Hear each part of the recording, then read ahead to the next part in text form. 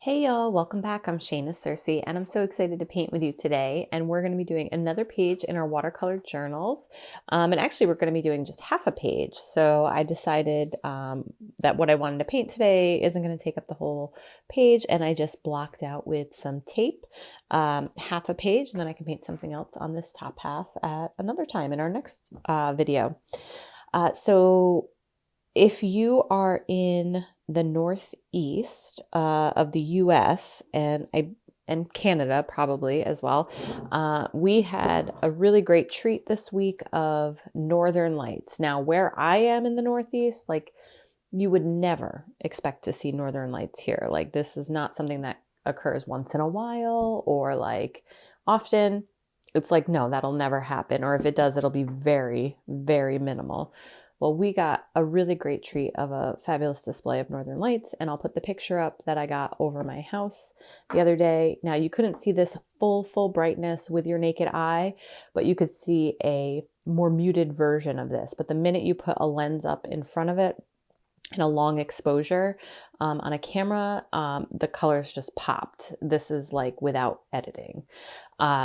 So anyway, we're going to paint the northern lights because who doesn't love a good dancing light show above your house? Okay, so for this, we're going to need just a couple of colors. I am going to use magenta. Obviously, this has a lot of magenta in it. I am going to use some phthalo blue, and I'm going to mix that with some of my yellow here to make a very blue-green. And lastly, it's kind of like a Viridian-ish color green, but I just don't have a Viridian in this palette. Oh, I forgot to go over my supplies and materials if you're new here. The journal I'm working in is a Bao Hong 100% cotton paper. 140-pound cold press is the weight. It's about a 6x9. I'm only painting on half of that. So that's going to be closer to 6x4.5. We are also I'm using my Core Mini Palette, QOR by Golden. This is my smaller mini palette, which comes with all of these colors in it. So a great little palette with lots of colors that pack a big punch. We can mix a whole bunch of things from this. And then I'm using a silver black velvet brush today. Water, paper towel, so on and so forth. Okay, so we did magenta, we did phthalo blue, which is PHTHALO, phthalo blue, and this yellow. I always forget this yellow's name. It's not cadmium, it's bismuth. It's a bismuth yellow. And then Payne's gray, which I forgot where that is in this palette. Nope, that's sap green. It must be on the end here. Like, it's one of the ones that I use a lot.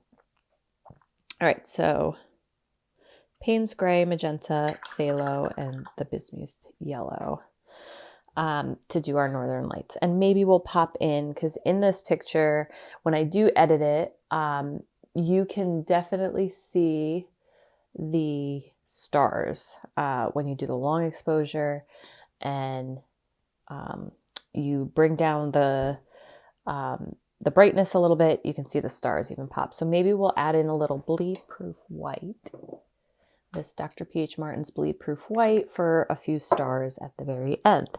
So I've definitely done northern lights before, but because I actually saw them in real life, I felt the need to do them again. All right, so along the bottom, all right, let's just get into it. Along the bottom, we're going to do a silhouette of the tree line, but we're going to start with our sky. So I'm going to start with my magenta.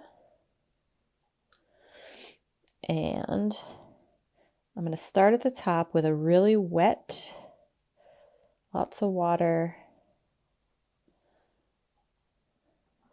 magenta, and then I'm going to rinse my brush off, and I'm going to keep coming down.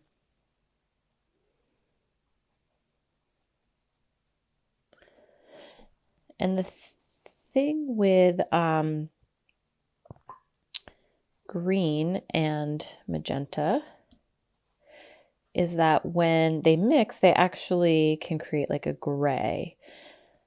So we don't want them to mix too much. So what I'm going to do As you can see, I'm bringing my magenta down, but I'm making it very, very light at the bottom, so it's almost white.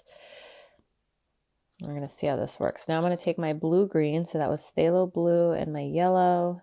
Yes, I've just contaminated my yellow. It's okay.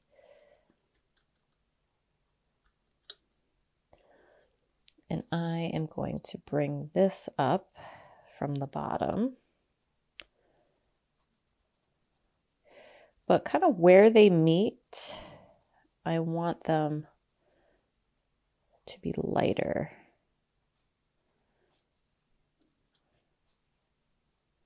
You can see in here, we're working with the lightest version of each of these colors.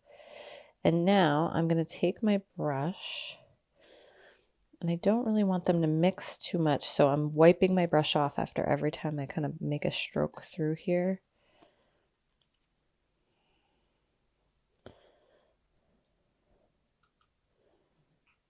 I'm going to add more magenta, darker right at the top in the corners.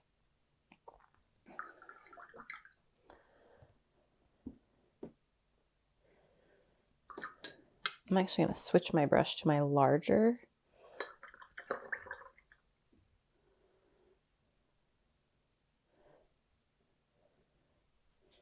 I'm going to bring color down, but I'm also going to bring up or pull out color. Let's bring this down and pull up.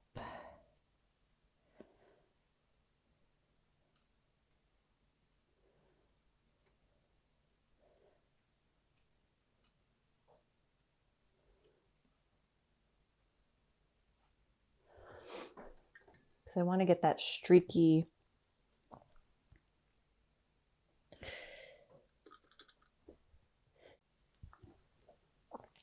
look to it. Now I'm going to introduce a little Payne's gray.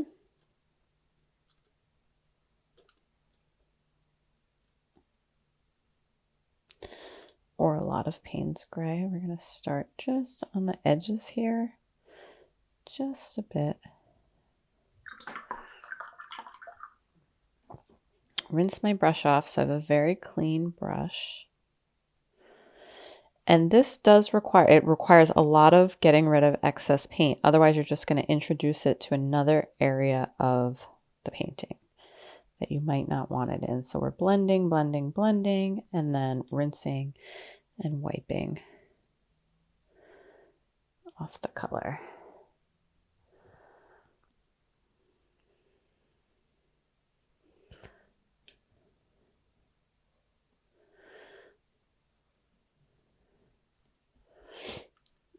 Introduce a little more green down here.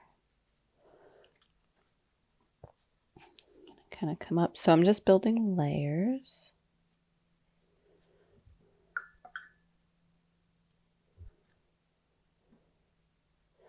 Now I'm going to blend them together.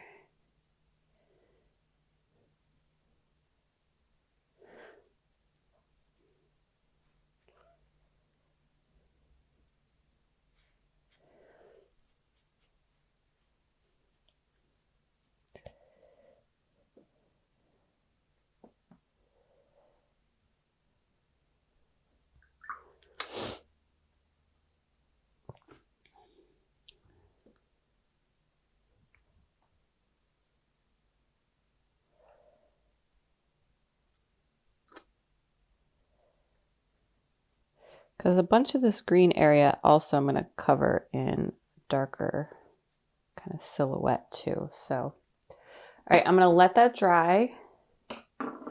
Just make sure you've pulled out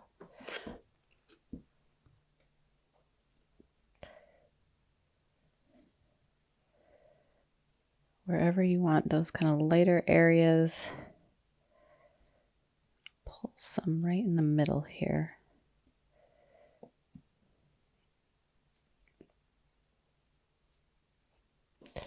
Okay, so I'm going to leave that, let it dry, and then we're going to add some of our silhouette and stars on.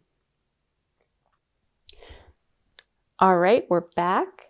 And it's nice and dry. I have decided I'm going to do one more layer of magenta on there.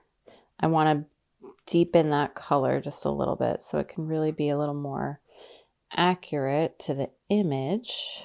So I'm going to start with just a big layer up top here.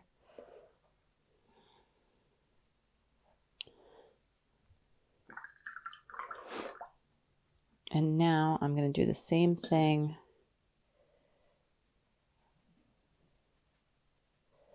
where I'm blending this out, rinsing my brush off. Now the green area looks a lot bigger in this than the photo, but it's going to get smaller when I shrink it because I am going to put that darker color at the bottom. All right, I'm just switching my brush again.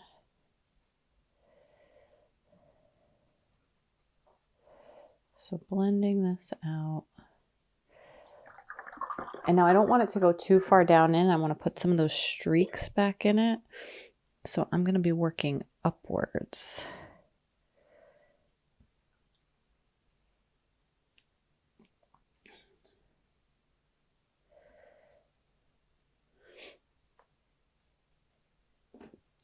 See, I didn't wipe off my brush, and this is what happens.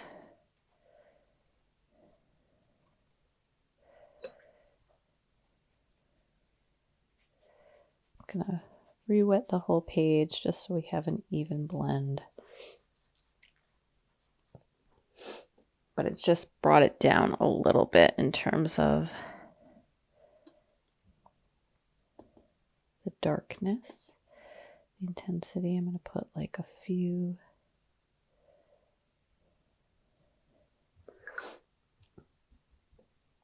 even darker areas.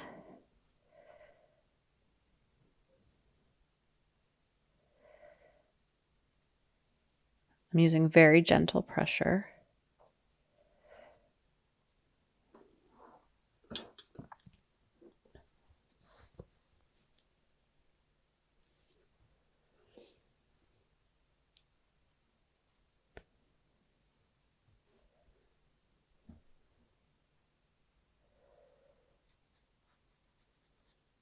Then I'm going to have to let this dry again.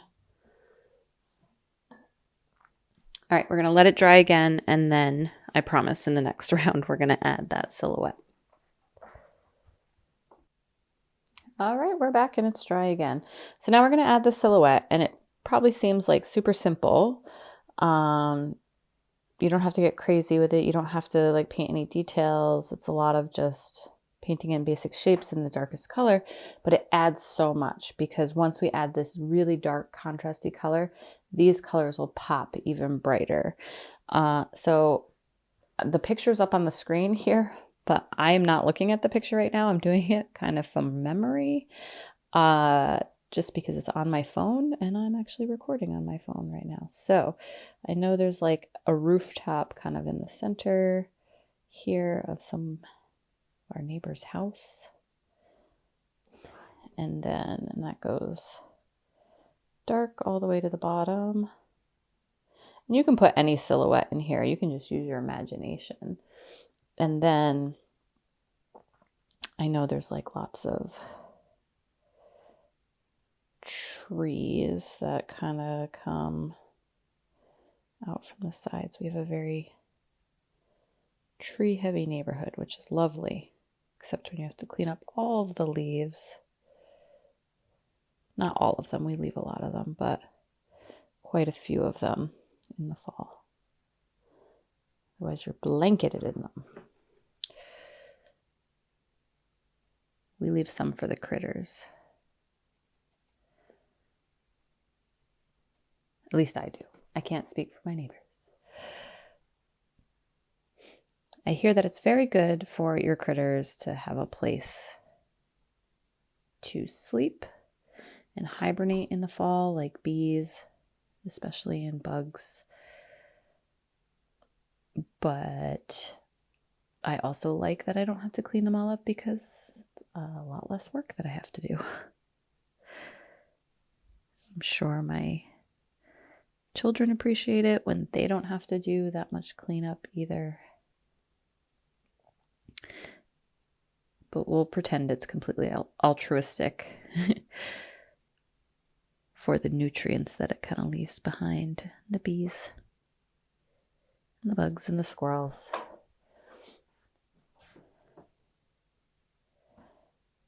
So I'm just kind of stippling in. I might not get the actual shape just right. I feel like this is like thicker and longer. Kind of comes out this way from what I remember. But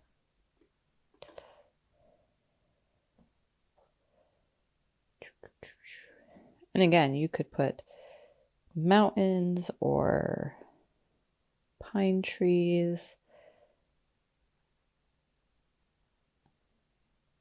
Doing like a thicker.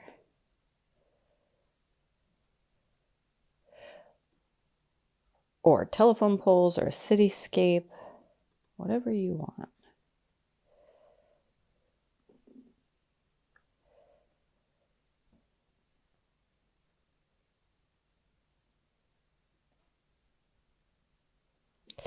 But I just remember it like framed the house. I'm going to give the top of the house some kind of detail, like maybe a chimney of some kind sticking up.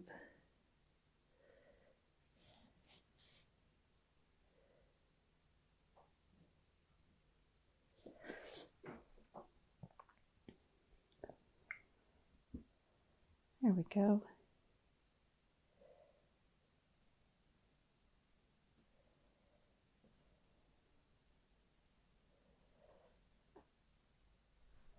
There we go. How does that feel? Feels good. And like I said, when you put this dark color in, look at how much brighter that blue-green even looks. And I told you it would be covering up a lot of it. So really, the majority is magenta with a little bit of that blue-green and those dancing kind of streaks through the sky. It was really bizarre to see. It kind of like was just this, with the naked eye, you couldn't really see the green. It was mostly magenta color, and it was just like waving across the sky. It was so weird. It was very alien-esque, but super cool. Okay, so let's do some stars. Let's do just a few stars. So stars are great and easy. We're going to use a toothbrush for this. So I have an old toothbrush in here. Not even an old toothbrush. These are just used for painting. I have a whole jar of them. I use them in some of my classes. And they're from my dentist office. They're like the free ones you get from your dentist office. Thank you, Lily. My dentist name. All right, so I'm going to take some of this bleed-proof white. I'm going to water it down a little bit. Just a tiny bit. Put it in the cap here. And you can practice this if you want to. Here, let me move this out of the way. If you're not sure, go ahead and just find a scrap piece of paper or something and to practice. But you're just going to take your finger and run it across. And it's actually hard to see on there, but to see how big your little speckles are going to be. And if you need more paint or less paint, or if your paint is not quite thick enough. It is a messy pursuit, so you're going to get your finger all dirty. I'm wearing these nails. You know, I want you all to think these are my real nails. They are not. These are press-on nails, but I love them. We'll see how they hold up to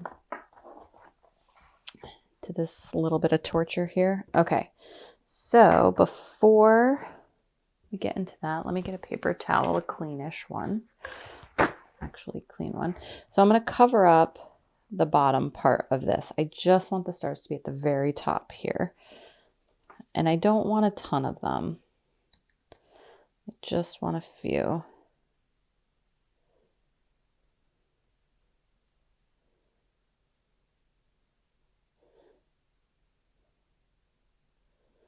And I'm actually going to take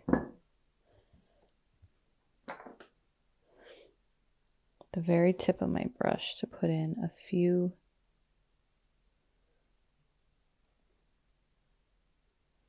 slightly larger ones.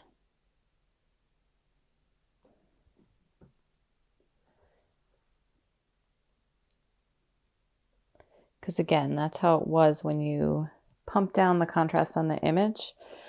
Those stars just start to pop out, those little pinpoints of light, and there are some really large bright ones. Voila, there we go, our northern lights as seen in the northeast of the US. A very unusual sight, very beautiful, very mysterious kind of feeling and looking. Hopefully the world is not ending. It might be, I don't know.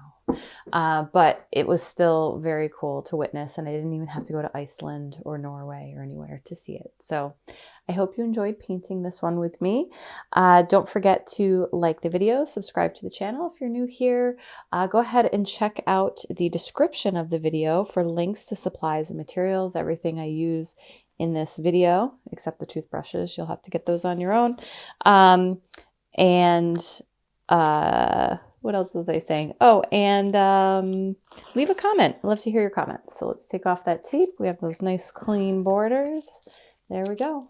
Our beautiful northern lights. How'd I do from memory? I'll leave the image up or put it back up over here. I think I got pretty close. All right, y'all, take care. Happy painting, and I'll see you for our next page very soon.